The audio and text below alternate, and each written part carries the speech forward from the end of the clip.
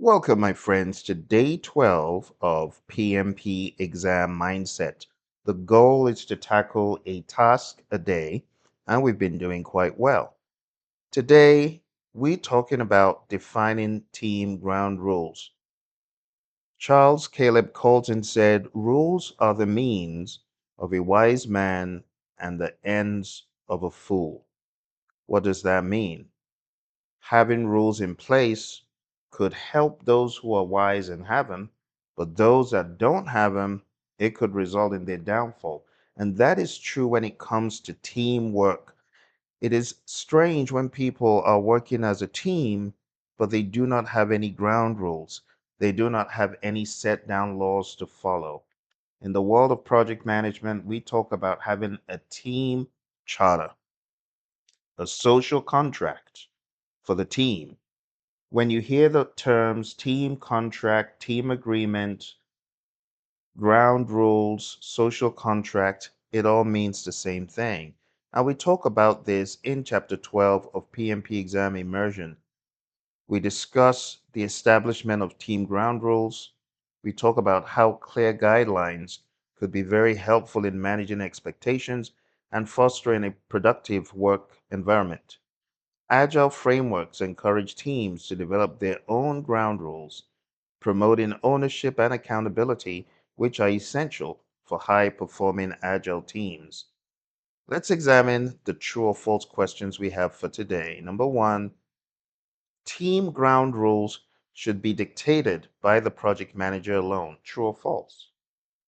This is false. This should be a team work thing. In Agile, it is highly encouraged for teams to collaboratively develop their own ground rules. This fosters a sense of ownership, accountability, and commitment, leading to better adherence and a more productive team environment than rules dictated by one person. Number two, true or false? Ground rules are not necessary for self organizing agile teams. True or false? The answer to number two is false. Even self organizing agile teams benefit significantly from clear ground rules. These rules provide a framework for how the team will interact, make decisions, resolve conflicts, and communicate, ensuring efficient and respectful collaboration. Number three, agile teams should regularly revisit and potentially revise their ground rules. And the answer to this is true. Agile teams should regularly revisit and adapt their ground rules, especially during retrospectives, as the team matures and project dynamics change. Revising ground rules ensures they remain relevant and effective for optimal team performance. Number four, true or false? Ground rules can help prevent conflicts within the team. Absolutely correct. Clear ground rules establish expectations for behavior, communication, and decision making. By setting these boundaries up front, they can significantly reduce misunderstandings and prevent many common sources of conflict within a team. Number five, true or false? In Agile, ground rules are set in stone once established. That is false. Consistent with Agile's principle of adaptability, ground rules are not static. They should be considered living documents that can be reviewed and revised by the team as needed to improve their working agreements and address new challenges. And that's it for our opener for day 12. Let's jump into our question. In a hybrid delivery team, meetings start late. Daily stand ups become problem solving sessions, and chat messages include sarcasm. Vendor representatives say their norms differ, and junior staff remain silent. What is the most effective way to establish and maintain ground rules? Is it A, issue organizational etiquette guidelines, require signed acknowledgement from all personnel, and escalate violations to functional managers for corrective action? B, ask the executive sponsor to present a one-page code of conduct in the next all hands meeting to signal leadership support and urgency? Is it C, facilitate a collaborative session to co create rules for punctuality, participation, communication, etiquette, and escalation? Secure explicit agreement and model consistent enforcement thereafter? Or is it D, rotate meeting leaders weekly so all team members experience operational challenges directly and adjust behavior without formal rules? I'll give you some time to think about what the best answer is.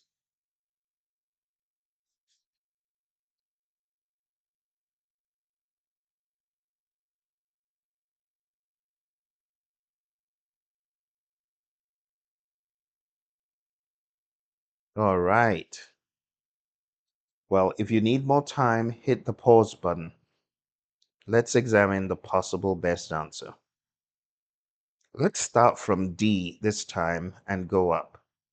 D, rotate meeting leaders weekly so all team members experience operational challenges directly and adjust behavior.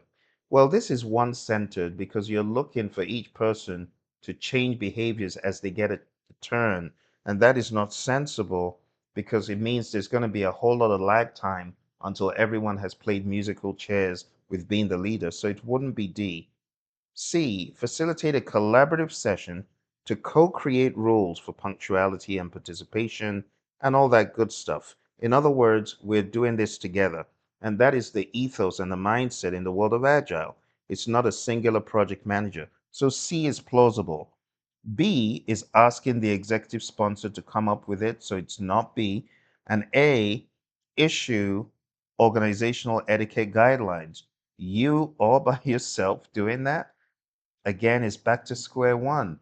So the best option is where we have a group session to iron all this out. And for that reason, the answer is C. Co-creating explicit ground rules fosters ownership and establishes a basis for adherence and fair enforcement.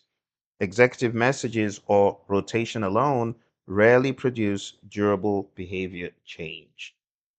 So, my friends, this is a reminder that on the exam, always solve the real problem. And here, the real problem was the most effective way to establish and maintain the rules is to get buy-in from everyone, to get everyone to collaborate and communicate. Let's take a look at task 12 in the content outline. It says communicate organizational principles within the team and external stakeholders, establish an environment that fosters adherence to the ground rules, manage and rectify any ground rules violations. So here you can see it's all about communicating. It's all about working with the team and stakeholders, and it's establishing an environment that fosters adherence to those ground rules. I once taught a team and they would call each other out if anyone violated those ground rules, and they'll have to either sing a silly song or they'll have to put some money in the square jar. They'd have to do something. And it's all in good taste. Okay?